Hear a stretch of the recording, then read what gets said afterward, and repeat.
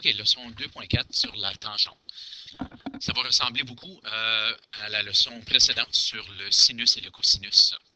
Lorsqu'on travaille avec des triangles rectangles, pour déterminer des rapports trigonométriques, on donne des noms particuliers à leur côté en fonction de l'angle aigu à l'étude. Alors, comme vous voyez ici, c'est l'angle A qu'on étudie ou qu'on veut utiliser pour nous aider à trouver les côtés. Alors, le côté associé ou attaché à l'angle A, c'est le côté adjacent. Ça, c'est le côté opposé. Puis l'hypoténuse, c'est toujours le côté opposé à l'angle de 90 degrés. Alors, soit l'angle A du triangle rectangle ABC, AB est l'hypoténuse, BC est le côté opposé et AC est le côté adjacent à l'angle A. La comparaison des rapports. Alors, lorsqu'on fait des triangles rectangles, comme ici, on voit qu'il y a un très grand triangle rectangle. Je ne pourrais pas aller jusqu'en haut. Là. Okay. En voilà un. En voilà un deuxième. En voilà un troisième. Et en voilà un quatrième. Et l'angle A ici ne change pas pour les quatre triangles. La tangente dit que lorsque je divise le côté opposé par le côté adjacent, ça va me donner un rapport. Dans ce cas ici, c'est 1, 2, 3 divisé par 1, 2, 3, 4. Alors, la tangente de l'angle A, c'est 0,75. Car 3 quarts, c'est 0,75. Si je fais la même chose pour 1, 2, 3, 4, 5, 6, divisé par 1, 2, 3, 4, 5, 6, 7, 8, bien, 6 sur 8, c'est égal à 0,75. Alors, la tangente, pour tout angle aigu A d'un triangle rectangle, la tangente correspond à la longueur du côté opposé divisé par la longueur du côté adjacent.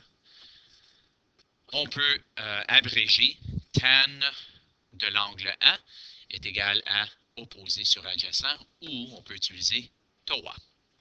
Alors, au cours de cette exploration, on a découvert que la valeur de la tangente d'un angle donné dépend seulement de la mesure de l'angle.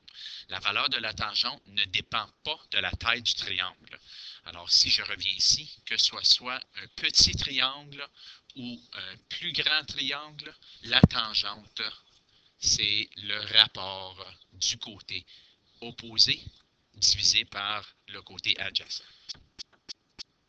Si tu connais la mesure d'un angle, la touche tan va te permettre de trouver la tangente. Puis, habituellement, lorsqu'on connaît la tangente, disons, d'un angle de 38 degrés, ça va nous aider à trouver la tangente. Dans ce cas ici, c'est 0,75. Ou si tu connais la longueur, disons, du côté adjacent, ici, on en avait un qui était 8. Et en rentrant ceci dans la calculatrice, ça va me dire que mon côté opposé est égal à 6. Okay? Comme qu'on avait déterminé ici. Et le côté adjacent était 8, puis le côté opposé, dans ce cas ici, c'était 6. Si tu connais la tangente d'un angle, alors si on connaît le rapport, disons 0,75, la touche tan-1 te permet de trouver la mesure de l'angle. Alors, commençons à regarder qu'est-ce qu'on peut faire à la calculatrice. Alors, la détermination des tangentes. S'assurer que la calculatrice soit à degrés. Ça, j'aurais peut-être dû montrer ça avant. Je vais revenir ici. Clear. Si on va à Mode, vous allez voir que le troisième en descendant est sur degree. C'est important que degree soit en évidence. Okay? Alors, je peux juste peser Enter, puis ensuite Clear. Puis, lorsque la calculatrice est sur degree, on peut continuer. Alors, un angle de 40 degrés a une tangente de 0,839. Ça, c'est tout simplement quelque chose qu'on rentre dans la calculatrice. La détermination des angles. Alors, si on connaît la tangente, okay, on connaît que le rapport est 1,782. La mesure de l'angle, on doit utiliser tan-1 ou oups, Voilà. Tan-1, c'est second et tan. Puis là, le rapport, c'était quoi? C'était 1.782. Alors, 1.782. Enter. Alors, ça me dit que la valeur de l'angle, c'est 60,7 ou 61 degrés. La détermination des mesures de deux angles aigus. Alors, on veut savoir quelle est la mesure de cet angle ici. Alors, le rapport, ce serait, à cause qu'on cherche pour un angle, ce serait tan moins 1 du côté opposé divisé par le côté adjacent. Alors, on met dans notre calculatrice tan moins 1 de 5 sur 8 et ça va me permettre de trouver que la tangente tan P ou la mesure de l'angle de tan P est égale à 0,625. Okay? Je me trompe, ce n'était pas tan moins 1 que je voulais ici.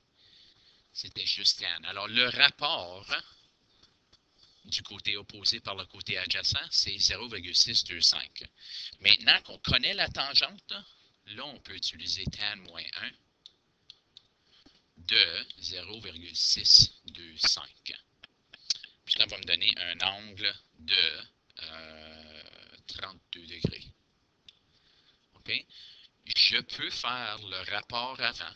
OK? Je peux faire 5 divisé par 8 qui va me donner 0,625. Ou c'est beaucoup plus facile d'entrer ceci dans la calculatrice. Tan moins 1 de 5 divisé par 8. Ça va me donner mon 32 degrés. Alors, qu'est-ce qui est important de retenir, c'est lorsqu'on cherche un angle, c'est tan moins 1 qu'on rentre dans la calculatrice. OK, je vais retourner à la plein écran. La tour de la paix. D'un point situé au sol à 30 mètres de la tour, alors je vais aller mettre un petit point ici. Je vais aller dire que je suis situé à 30 mètres. Je vais aller refaire un autre triangle. L'angle d'élévation de la tour est 72 degrés. Alors la personne regarde au haut de la tour. Tu vas voir, l'angle formé est 72 degrés. Alors, je vais aller faire un triangle pour représenter ceci. Alors, la tour de la paix est ici. La personne est située à 30 mètres de la tour. L'angle d'élévation est 72 degrés. Et nous autres, on veut savoir quelle est la longueur du côté opposé. Quelle est la hauteur? Alors, tandis qu'on a adjacent et opposé, on sait qu'on va utiliser TOA. Ça me dit que la tangente de 72 est égale à opposé sur adjacent. De ce côté-ci, c'est 30. Alors, opposé, ou x, ou la hauteur, ou la variable que vous voulez, est égale à multiplication croisée de tan 72 fois 30. La longueur du côté opposé est donc 92. Alors, la hauteur de la tour est 92.